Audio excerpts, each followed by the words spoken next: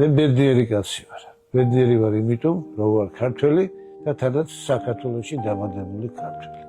მის დედაქალაქში დაბადებული, მის მთავარ პროსპექტზე რუსთაველზე დაბადებული ზალ ვახტანგიძე ბოტკოველი. დავიბადე 1950 წლის 23 აგვისტოს.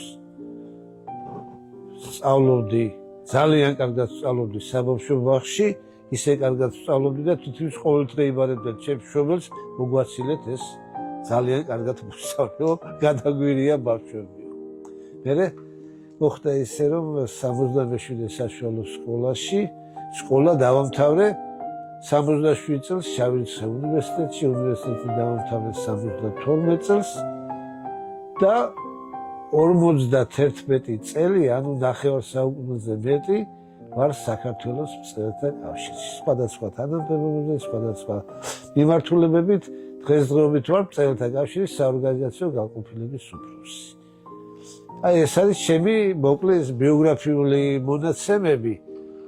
თუ შემოქმედებითაც დავუმატებთ, მაშინ ჩემი პირველი პუბლიკაცია იყო 1974 წელს თბილისის სახელმწიფო უნივერსიტეტის ლიტერატურულ ალმანახ პირველ სხივში და ეს ძალიან მიამაყება, იმიტომ რომ იქ ქართული მწერლობის კლასიკოსების ნაწარმოებები ქვეყნდებოდა მუდამ. თან დამწყებების, თუნდაც ლევან ინანიშვილისაც შემოკარგო. პირველი იყო თარგმანი ვიქტორ კოლუპაევის მოთხრობისა შთაგონება, რომელიც ძალიან კარგი მოთხრობა იყო და ისიც მიამაყება, რომ სწორედ მე ვთარგმნე ის. მას შემდეგ რაღაცები ვთარგმნე, განსაკუთრებით ჩემი ძვირფასი ანტონ ჩეხოვი. მერე დავიწყე ლიტერატურული წერილების წერა და ძალიან ბევრ წერილზე მაქვს ლიტერატურული წერილები, რომლებიც მოთავსდა ჩემს სამ წიგნში.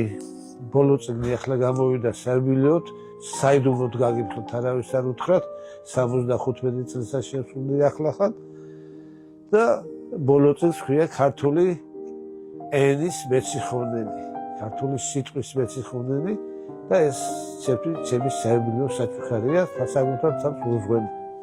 ეს არის ისიც თქმაც მინდა მაქვს რამდენიმე ძვირფასი ლიტერატურული პრემია, ჩემთვის ძალიან მნიშვნელოვანია დავით აღმაშენებლის და ილია ჭავჭავაძის პრემიები, მნიშვნელოვანია ილია ჭავჭავაძის ოქროს მედალი და სხვანი და სხვანი. ვარ გავაგრძელოთ ბევრი. იყო ზუსტად უნივერსიტეტის წლები, სადაც ახალგაზრდა მწერალთა წრე იყო, მწერს ვესწრებოდით ჩვენ და თანდათან ვიზნებოდით და ბოლოს მოვედით აქამდე. რა გავიზარდეთ, ვერ გეტყვი. ძალიან ბანალური ვიქნები, უპირველეს ყოვლისა ვიტყვი, ბათუმი არის წვიმა და არაფერი სხვა. მაგრამ როგორ არ არის სხვა, როდესაც ბათუმს უამრავი განზომილება აქვს იმ თეთრ და ქათქათა ბათუმს, რომელიც ნელ-ნელა სამწუხაროდ კარგავს თავის იმ მომხიბვლელობას, იმ პეცსა და კოლორიტს, რომელიც მე მახსოვს და რომელიც მე მიყვარდა და ეს რკინისა და მინის შენობები, რომლებიც წამოიმართა ახალ ბათუმში, მაინც და მაინც დიდ აღფრთოვანებას არიწევს, იმიტომ რომ ყველას თავისი პეცი უნდა ქონდეს შემოკარგება. მაგრამ ბათუმი ჩემთვის უპირველეს ყოვლისა იყო ის ადგილი და არა მარტო ბათუმი, აჭარა.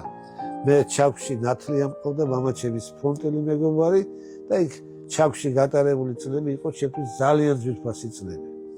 მაგრამ ბათუმს დაუკავშირდა ერთი დიდი სახელი, რომელსაც ჰქვია ფრიდონ ხალვაში.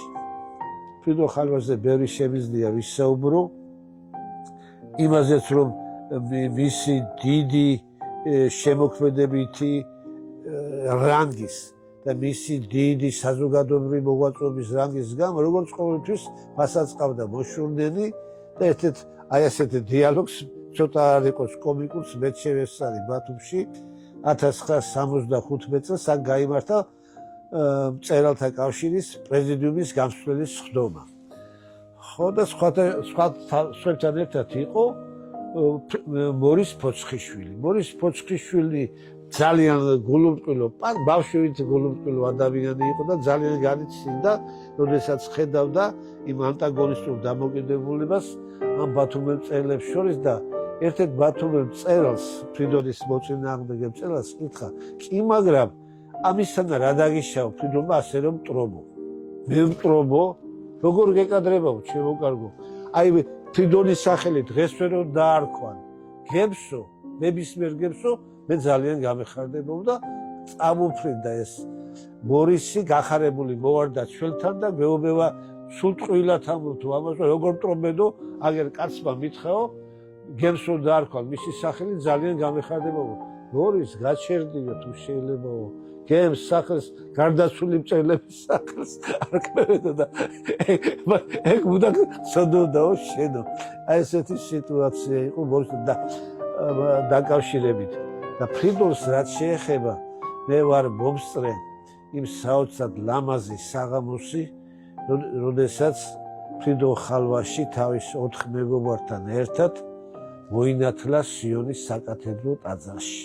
თითქოს სპეციალურად იმ დღისთვის იყო უამრავი სანთელი და ეს სანთლები ისე ბრწყინავდა, რომ სული შეგეკრებოდა ადამიანს და ფრიდონისთვის რომ შეგეხედათ, მისი სახეც გამწყინებული იყო და იმ დღეს ჩვენ დიდი საქმე გავაკეთეთ. მაგრამ ერთი წუთით, მაგრამ შემდეგ წელს გაიმართა პირველი ფრიდონობა. ჩამოვიდით ფრიდონობაზე და უყურებ რომ ამ ეზოში ერთი კაცი, საკმაოდ ხანდაზმული კაცი ბოლთას სცემს, წინ და უკან დადის და ბატონო ფრიდონი მეთქი, ვინ არის ეს კაცი, რატო ასე დაღვრემილი მეთქი, ეგო ჩემი ძმა არისო, დღემდე ვერ მოუნდელებიაო რომ მოვინათლო, ამიტომ დადის მასე. აი ეს არის ჩემთვის ბათუმი და ბათუმელები და ჩემი საყვარელი აჭარა. შემოდგომის სერენადას რა უნდა ვუსურვო იმის გარდა რომ გაიზარდოს, დაღვინდეს, მასშტაბები შეიძინოს, უფრო სახელოვანი გახდეს, იმიტომ რომ პირველი ნაბიჯები ყოველთვის პირველი ნაბიჯებია და სხვანაირად ალბათ რაც შეიძლება იყოს. აი ეს სახელწოდებაც კი შემოდგომის სერენადა გუშინაც განვაცხადე რომ ჩემში რაღაც სერვისა და ნაღველის გდობას იწვევს, იმიტომ რომ ფოთოლცვენასთანაა დაკავშირებული, ფოთოლცვენა კიდე რაღაცებს ახსენებს ხოლმე ადამიანს, თუნდაც იმ პირველ სიყვარულს, რომელიც გაფრინდა და აღარასოდეს დაუბრუნდა. აი ეს მინდა გითხრათ. ვერ წაგიკითხავთ, იმიტომ რომ ახლა თან ჩემი წიგნი არა მაქვს. იმ წიგნში მქონდა ამონარიდები. მე პოეტი არა ვარ. ვინ წაიღო და წამოიღო, არ ვიცი. წამოიღე წიგნი, სადაც იყო ეს ყველაფერი. ჩემი პატარა წიგნიდან და თორე გალაქტიონზე წაიკითხავდით სიამოვნებით ჩემს ჩანახატს.